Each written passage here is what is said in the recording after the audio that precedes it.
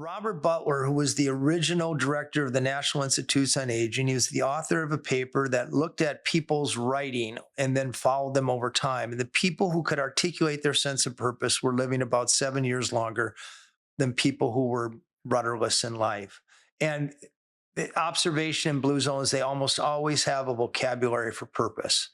So taking the time to know what you like to do, what you're good at, and an outlet for it. It's not just, I know my purpose, but you have to live it. And by the way, most of the time in Blue Zones, there's an altruistic outlet. It's not just painting, it's sitting at home and painting. It's teaching karate, or it's basket making, but with the idea of passing it on to the younger generation. So many Americans, I think, I just got a letter from a woman from Houston yesterday who saw my documentary, and she was about my age. Her kids are grown up. She's retired. She's watching TV, and you could almost feel her kind of dying in real time. And you just want to say, you want to take that lady and help her identify what she has to give to the world and find an outlet for it. I think it's so important. I think a purpose-driven life is the most important aspect. It's my number one thing on this list, because if you're driven, if you wake up with purpose in your life, you naturally are going to have a higher energy and want to hang out with people. People want to hang out with you. That drives social, that drives movement. I talk a lot about having a massive transformative purpose, and more than just a purpose. Like, what do you want to do that's going to make the world a better place? And it can start with your kids. It can start on your block. It can start in your area of focus. I actually, for those who are interested, I created a large language model called purposefinder.ai that will walk you through a series of questions for free, and help you create a statement of purpose at the end. So my MTP is to inspire and guide entrepreneurs to create a hopeful, compelling, and abundant future for humanity. And so I get my greatest joy in life when I'm supporting entrepreneurs through X Prize, through my venture fund, through my writings, whatever. It's like, and my message to them is like, go dream big, go and we're living in a world of such incredible capabilities and resources. Tap into it and do something.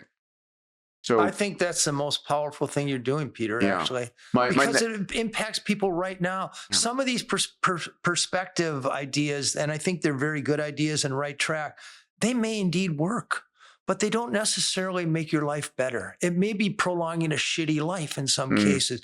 Whereas if you can help people find their sense of purpose, not only are you adding 7 years life expectancy now, you're making this week better. Yes, and better right now. And people like hanging out with someone who's got purpose, whatever it is, right? It's like you want to hang out. The other part of this in the mindset world, and one of the books I'm working on is called Mindset Mastery, is the notion that optimists live longer, right? And there's a pretty amazing study of 69,000 women, 1,500 guys that said as much as 15% longer. And I think all of that's tied into the work that you've done. Did you find optimism as an important factor in your work? Well, I wrote a cover story for National Geographic and a book called The Blue Zones of Happiness, which took all the statistical underpinnings of happiness. And it turns out, optimism is usually measured in, you take a measure of people's life expectancy, right? I mean, their subjective well-being now. On a scale of 1 to 10, they say they're 7.5. And they think they're going to be happier in 5 years. They call that thriving. And that's kind of I think the official way of measuring optimism. And yes, the people who are thriving have about 6 extra years of life. The top quintile have about 6 years of life expectancy over people on the bottom quintile. And there's lots of things you can do to stack the deck in your favor. But it's hard to, if you can't measure it, you can't really manage it or proclaim it. But yes. Can I bring up another subject? A 4-letter word called retirement. What? Well, okay, I'm not that great in math in that way. But it's like when my dad, God bless him, it was an OBGYN. And when he turned 65, I was like, Dad, you really should retire. You know, this OBGYN is stressful. And I now look back and I wish I'd never done that. I maybe slow down a little bit, maybe give up the OB, the obstetrics, but stay in GYN. There appears to be a very high correlation between retirement and death. Like you give up your purpose in life. Have you studied that or looked at that? Yeah, well, I know there's a second most dangerous year in your life is the year you retire. The first most dangerous is the year you're born, infant mortality. But Yeah. there's a big mortality spike that year. And we don't exactly know why, but I think we would probably both agree it's probably all of a sudden your purpose is gone. And 2 generations ago, there was a good reason to retire because people mostly worked at jobs they didn't like.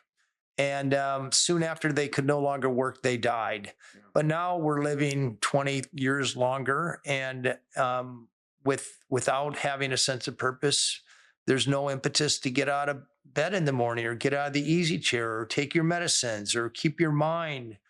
And the lack of these things, they're all toxic to us. Yeah. My mom, God bless her, lives in Boca and she's doing great. And I'm like, Mom, she's 88 now. And it's like, Mom, I need you to find a new purpose in life so you can stick around for the next 20 years to see my kids grow up. And I think if people don't, if you're retired, I think there are so many different things you can do to renew a resurgent purpose, whether it's teaching, whether it's mentoring, whether it's, like you said, just taking care of people in your community who are less well off than you. I mean, those things that create that level of connection and purpose, I think is the single most important thing. We see it in blue zones for sure. In Okinawa, for example, there's not even a word in their vocabulary for purpose. Instead, the word ikigai. I love ikigai. Imbues their entire adult Please life. explain what ikigai is. It's essentially knowing why you wake up in the morning. It's like metabolizes purpose with altruism. And the Costa Ricans have plan de vida. That's so important. There's a researcher from Columbia University named Linda Fried. I know Linda, yeah. Yeah, and she found that older people who volunteer in a meaningful way in schools, and that usually means reading to kids, they have lower healthcare costs, they have lower rates of cardiovascular disease, and they have lower BMI. And all of that equates essentially to higher life expectancy. So it's actually been measured in the United States. But it usually has to be a meaningful, you have to feel like you're doing something that means something.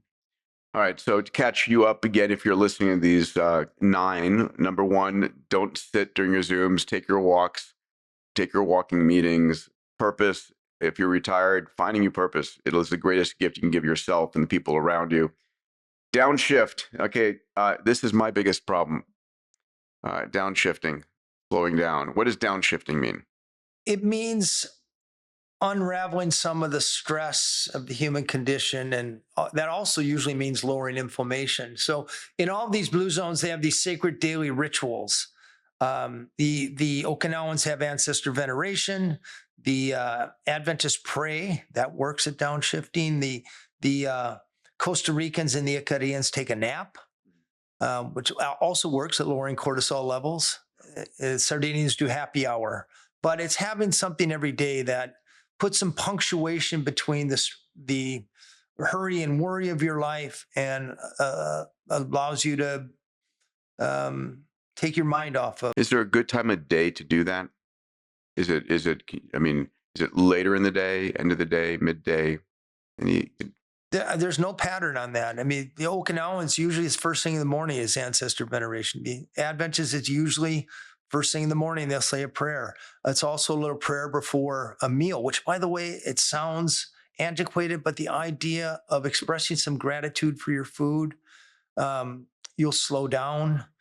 You're more likely to honor what you're eating rather than just plunging it down and Let me double on that because Helen Messier, who's my chief medical officer at Fountain Life, talks about what she calls a vitamin O. So what's vitamin O? She goes, it's taking some deep breaths when you sit down to eat, to put yourself into a parasympathetic mode, to rest and digest mode. And the flip side of that is eating while watching CNN, Yeah. right? Where the world's blowing up, Yeah. everybody's lying, everybody's dying, and you're eating food and Yeah. you're under stress.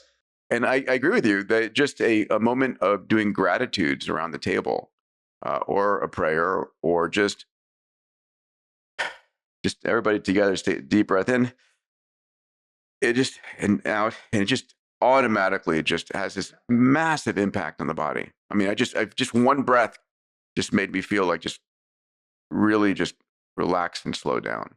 It's extraordinary. And a prayer is kind of like taking a breath. Yeah. And also, it's easy to remember because you get the prompt of, oh, we're sitting down to dinner.